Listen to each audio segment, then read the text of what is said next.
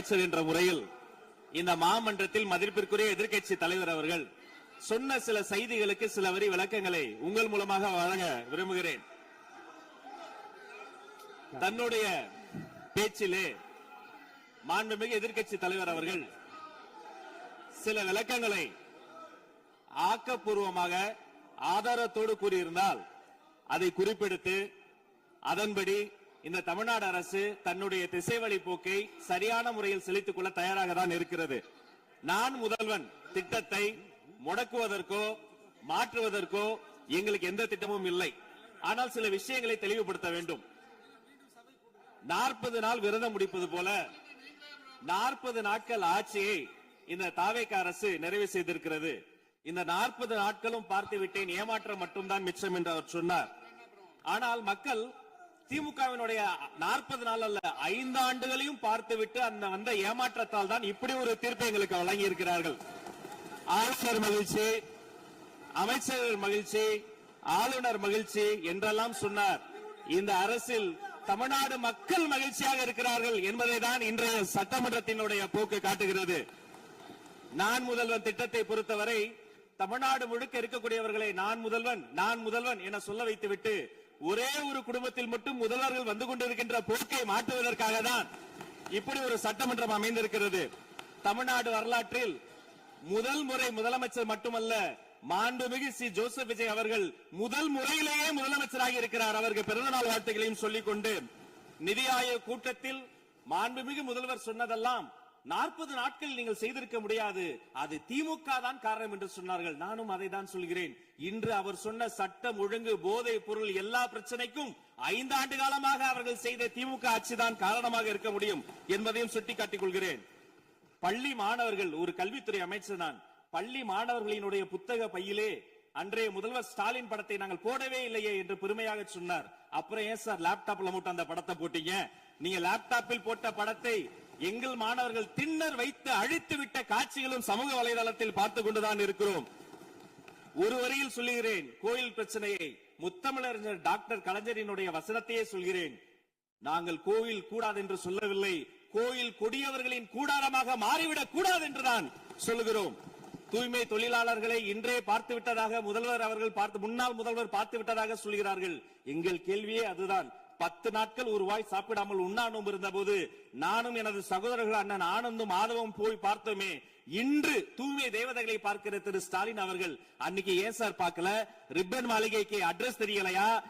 எப்படி போக வேண்டும் என்ற பாதை தெரியவில்லையா? தமிழ்நாடு எத்தனையோ திருடர்களை பார்த்திருக்கிறது. அலிபாபாவும் 40 திருடர்களையும் கூட பார்த்திருப்பீர்கள். அலிபாபாவும் பியூஸ் கேரிய திருடர்களையும் இப்போதுதான் எங்களுடைய மின்சாரத்துறை அமைச்சர் பார்த்துக் கொண்டிருக்கிறார். அதை குறித்த நடவடிக்கை எடுக்கப்பட்டுக் கொண்டிருக்கிறது. அவர்கள் மின்வெட்டை குறித்து சொன்னதற்கு மாண்புமிகு புரட்சித் தலைவி அம்மா அவர்கள் இதே மாமன்றத்தில் சொன்ன ஒரு வரியை சுட்டிக்காட்ட ஆசைப்படுகிறேன். இந்த மாமன்றத்திலே தமிழ்நாட்டிற்கு மின்சார தடையை அறிமுகம் செய்த திமுக எதற்கு மின்சார தடையை பற்றி பேசுகிறது என்று அவர் கேட்டார். கலைஞர் வண்ண தொலைக்காட்சி கொடுத்தார்கள், அந்த நாட்களை பார்க்க முடியாது. கலைஞர் வண்ண தொலைக்காட்சி கரண்ட் இல்லாம கரப்பு இல்லையா பிளாக் அண்ட் ஒயிட்டாவே போன அந்த காலங்களை எல்லாம் மறந்துவிட்டு ஆதாரம் இல்லாமல் உண்மைக்கு புறமான செய்திகளை மாமன்றத்தில் அவர்கள் சொல்வதை இதோடு நிறுத்திக் கொள்ள வேண்டும். நேரலையை குறித்து கேட்டார்கள். எனக்கு ஆச்சரியமாக இருக்கிறது. 3 ஆண்டு காலமாக ஒரு தொழில்நுட்ப கோளாறாக அன்றைய சபாநாயகர் நேரலையை இருட்டடிப்பு செய்து விட்டார். ஆனால் இன்று மாண்புமிகு சபாநாயகர் நேரலையை கொடுத்துக் கொண்டிருக்கிறார். அவருக்கு எங்கள் சார்பாகவும் நன்றியை கூறிக்கொண்டு விவசாயிகளை குறித்து இந்த மாமன்றத்தில் ஒன்று சொல்கிறேன். தமிழ்நாடு வரலாற்றிலேயே விவசாயிகளினுடைய சங்கத்தின் தலைவர்கள் மீது குண்டாஸ் போட்ட ஒரு சர்க்கார் திமுக சர்க்கார். ஆனால் அவர்கள் கண்ணீரை போக்க நாங்கள் போராடி கொண்டிருக்கிறோம். அரசு பள்ளிகளில் எந்த கட்சிக்காரர்களும், அது தாவேகாரர்களாக இருந்தாலும் சரி, பள்ளி மாணவர்களை தொந்தரவு செய்யாதீர்கள் என்று சொன்னதோடு மட்டுமல்ல, பெருமையோடு சொல்கிறேன், எங்கள் கட்சியினுடைய ஒன்றிய செயலாளர் அரசு பள்ளியில் சென்று ரிலீஸ் எடுத்ததற்காக நேற்றைய தினம் கட்சியை விட்டு நீக்கியிருக்கிறார் என்னுடைய பொதுச் செயலாளர். சட்டம் ஒழுங்கு பிரச்சனையை பற்றி பேசுகிறவர்களுக்கு அண்ணா பல்கலைக்கழகம் நினைவுக்கு வரவில்லையா? அண்ணா நகரில் பெத்த பிள்ளைக்கு கொடுமை நடந்ததற்கு கம்ப்ளைண்ட் கொடுக்க வந்த அப்பா அம்மா மீதை அடித்து துன்புறுத்தியது நினைவுக்கு வரவில்லையா? யார் அந்த மேலிடம் என்று கேட்பவர்களுக்கு யார் அந்த சார் என்பது நினைவுக்கு வரவில்லையா என்பதை உங்கள் மூலமாக நான் கேட்டுக்கொள்கிறேன். இடையில் ஆங்கிலத்தில் ஒரு விஷயம் சொன்னார், to remain silent. I want to quote Walter. I may not agree with what you are saying, but I am ready to give my life to defend your right to say it. எதிர்க்கட்சிகளினுடைய கருத்துகளையும் அரவணைக்கக்கூடிய மாமனிதர் இந்த மன்றத்தில் முதல்வராக உட்கார்ந்து கொண்டிருக்கிறார். ஆக்கப்பூர்வமான விமர்சனங்களை சொல்வீர்கள் என்று பார்த்தால் திரும்ப அரசியல் விமர்சனங்களை மட்டுமே சொல்லிக் கொண்டிருக்கிறீர்கள். இந்த சோஃபா கதையை என்னைக்கு விட போகிறார்கள்? எங்கள் தலைவர் சினிமாவை விட்டாலும் அவர்கள் அட்லி என்கிறார்கள், புஷ்பா என்கிறார்கள், ஜுராசிக் பார்க் என்பார்கள் போல் இருக்கிறது. நான் ஒன்று சொல்லிக் கொள்கிறேன், அந்த சோஃபா அவர்கள் வாங்கியது, அவர்களினுடைய வசதி கருத்து வாங்கியது.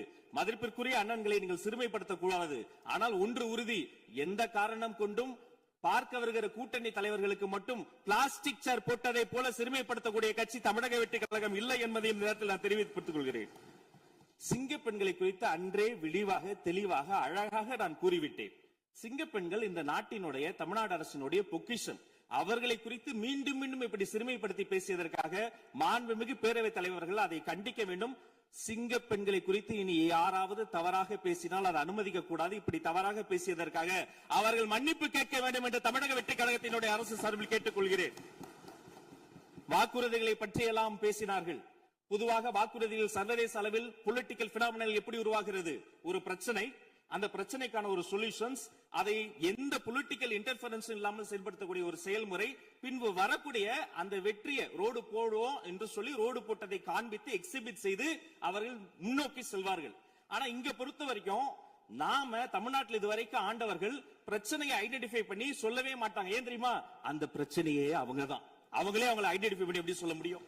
சரி, அதுக்கு பாசிபிள் சொல்யூஷன் சொல்லி பொலிட்டிக்கல் இன்டர்ஃபரன்ஸ் இல்லாம அதை செயல்படுத்த முடியுமா? ஒரு முனிசிபல் கவுன்சிலர் தொடங்கி மாண்புமிகு அமைச்சரினுடைய வீட்டில் இருக்கிறவர்கள் வரைக்கும் கமிஷன் மீது கமிஷன் அடித்து அந்த ப்ராஜெக்டே முடியாது. கடைசியில் எதை விளம்பரம் செய்வது? அந்த திட்டத்தினுடைய வெற்றியையா?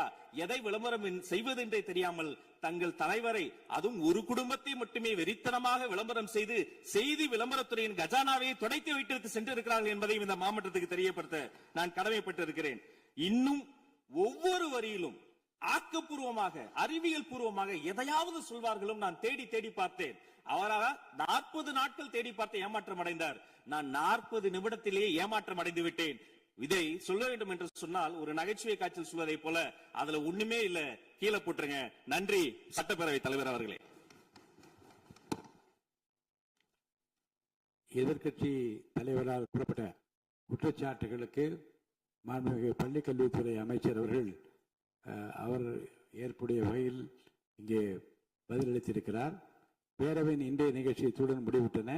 பேரவை மீண்டும் நாளை காலை 9:30 மணிக்கு கூடும். வணக்கம்.